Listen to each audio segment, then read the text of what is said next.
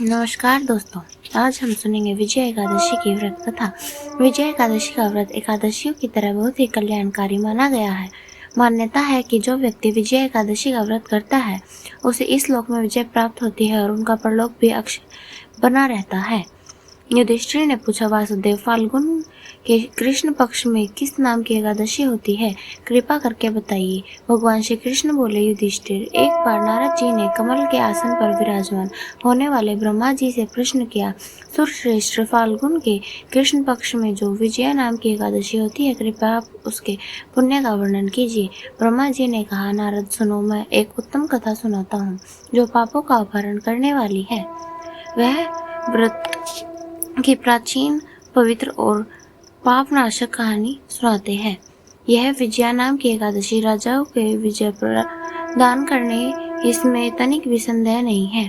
पूर्व काल की बात है। भगवान श्री रामचंद्र 14 वर्ष के लिए वन में गए और पंचवटी में सीता तथा लक्ष्मण के साथ रहने लगे।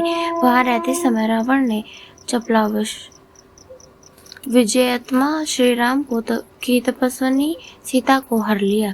उस दुख से श्री राम व्याकुल हो उठे। उस समय सीता की खोज करते हुए वे वन में घूमने लगे। कुछ दूर जाने पर उन्हें जटायु मिले, जिनकी आयु समाप्त हो चुकी थी।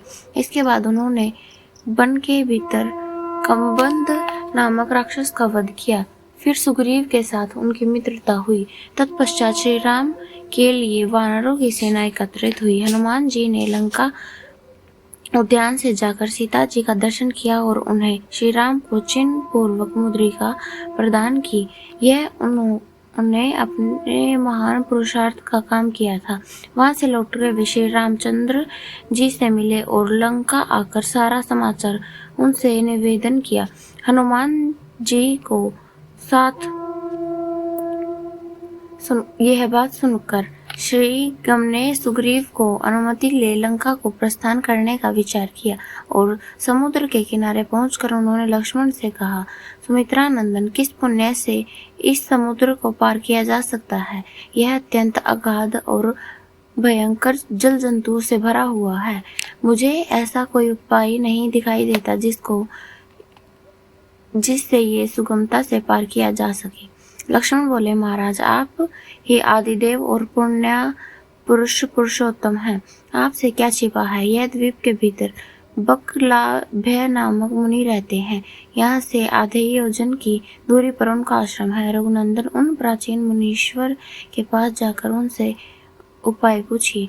लक्ष्मण को यह अत्यंत सुंदर बात सुनकर श्री रामचंद्र जी महामुनि बकलाभ्य से मिलने के लिए गए। वहां पहुंचकर उन्होंने मस्तक झुकाकर मुनि को प्रणाम किया। मुनि को देखते ही पहचान गए कि पुराण पुरुषोत्तम श्री राम जी हैं, जो किसी कारणवश मानव शरीर में अवतरित हुए हैं। उनके आने से महर्षि को बड़ी प्रसन्नता हुई। उन्होंने पूछा, श्री राम, आपको कैसे यहाँ आगमन हुआ? श्री राम बोले, आपकी कृपा से राक्षसों सहित लंका जीतने के लिए सेना के साथ समुद्र के किनारे आया हूँ।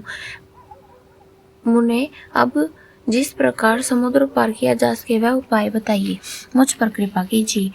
बकलाभ्य ने कहा, श्री राम, फाल्गुन के कृष्ण पक्ष में जो विजया नाम की एकादशी होती है, उसका व्रत करने से आपकी विजय होगी। निश्चय ही आप अपनी वानर सेना के साथ समुद्र को पार कर लेंगे। राजन, अब इस व्रत को फलदायक विधि सुनिए। दशमी का दिन आने पर एक कलश स्थापित करें। वह सोने, चांदी तथा मिट्टी का भी हो सकता है। इस कलश को जल से भरकर उसमें पल्लव डाल दें। उसके ऊपर भगवान नारायण के सुवर्ण में विग्रह को स्थापित करें। फिर एकादशी के दिन प्रातः काल स्नान करें। कलश को पुनः स्थिरता पूर्वक स्थापित करें। माला, चंदन, सुपारी तथा नारियल आदि के द्वारा विशेष रूप से उसका पूजन करें। कलश के ऊपर सप्तधान्य और जौ रखें। गंध, धूप, दीप और भांति भांति के नैवेद्य से पूजन करें। कलश के सामने बैठकर वह सारा दिन उत्तम तथा वार्ता आदि के द्वारा व्यतीत करें तथा रात में वह जागरण करें। अखंड व्रत की सिद्धि के लिए घी का दीपक जलाएं। फिर द्वादशी के दिन सूर्योदय होने पर उस कलश को किसी जलाशय के समीप, नदी, झरने या पोखर के तट पर ले जाकर स्थापित करें और उसकी विधिवत पूजा करके देव प्रतिमा सहित उस कलश को वेदवेत्ता ब्राह्मण के लिए दान कर दे। महाराज, कलश के साथ ही और भी बड़े बड़े दान देने चाहिए। श्री राम अपने युद्धपतियों के साथ इसी विधि से प्रयत्न पूर्वक विजया का व्रत कीजिए, इससे आपकी विजय होगी। ब्राह्मण जी कहते हैं, नारद यह सुनकर श्री रामचंद्र जी ने मुनि के कथा अनुसार उस समय विजय एकादशी का व्रत किया। उस व्रत के करने से श्री रामचंद्र जी की विजय हुई। उन्होंने संग्राम में रावण को मारा, लंका पर विजय पाई और सीता को प्राप्त किया। बेटा, जो मनुष्य इस विधि से व्रत करते हैं उन्हें इस लोक में विजय प्राप्त होती है और उनका परलोक भी अक्षय बन जाता है। धन्यवाद।